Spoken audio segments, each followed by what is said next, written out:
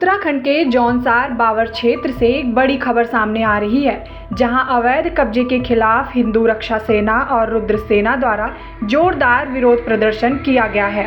जनजातीय क्षेत्र जौनसार बावर में अवैध कब्जों के बढ़ते मामलों को लेकर हिंदू रक्षा और रुद्र सेना देवभूमि ने बड़ा विरोध प्रदर्शन किया। हिंदू रक्षा सेना के राष्ट्रीय अध्यक्ष महामंडलेश्वर प्रबोधानंद गिरी के नेतृत्व में इन संगठनों ने देहरादून के जिलाधिकारी समीर बंसल को ज्ञापन सौंपा और मांग की कि अवैध अतिक्रमण की तत्काल जांच कर दोषियों के खिलाफ कड़ी कार्रवाई की जाए। जिलाधिकारी के साथ हिंदू रक्षा सेना और रुद्र सेना के सामूहिक प्रयास से बड़ी अच्छी वार्ता संपन्न हुई।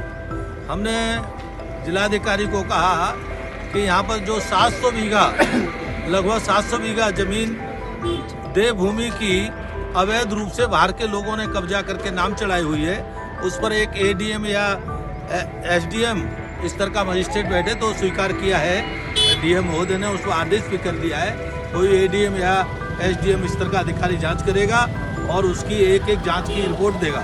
साथ में यहाँ पूरा देवभूमि का पहाड़ का जो क्षेत्र है और वन विभाग का क्षेत्र है, इसमें कब्रिस्तान बना करके बहुत तेज गति से बाहर के जिहादी लोग कब्जा कर रहे हैं। इस पर बिना विलंब के कार्रवाई की जाए।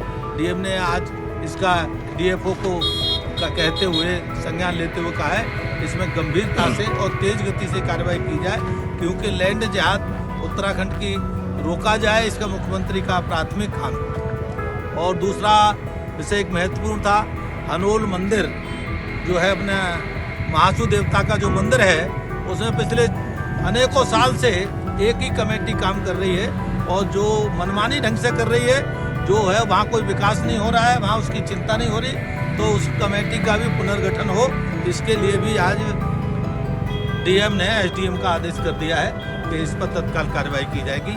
कमेटी भंग करके नई कमेटी का गठन किया जाएगा।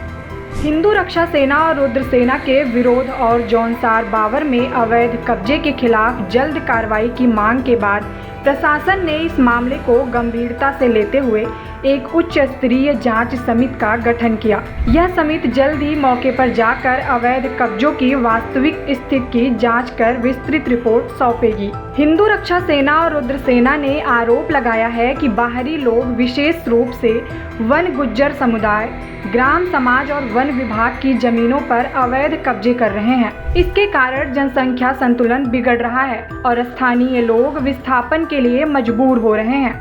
आज हम लोग रुद्र सेना देवभूमि उत्तराखंड और हिमाचल के कार्यकर्ता पदाधिकारी त्यूनी आए थे। जिलाधिकारी महोदय से मिले, उनको धन्यवाद दिया कि कमेटी गठित की।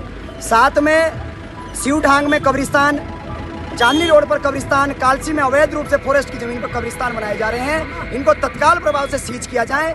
और जो हमारे जमीन पर कब्जा की गई है, एक 700 से अधिक बीघा जमीन जो 1983 में नाम लगी, उस पर भी जांच कमेटी बिठा दी है और महाराज जी के प्रयास से आज मजिस्ट्रेट जांच के आदेश भी दिए गए हैं। मैं समस्त रुद्र सेना देवभूमि उत्तराखंड हिमाचल के कार्यकर्ता और संरक्षक जो रुद्र सेना के स्वामी प्रबोधानंद गिरी जी महाराज हैं, सबको धन्यवाद देता हूं कि आप सबके प्रयासों से आज बहुत बड़ा काम हुआ है।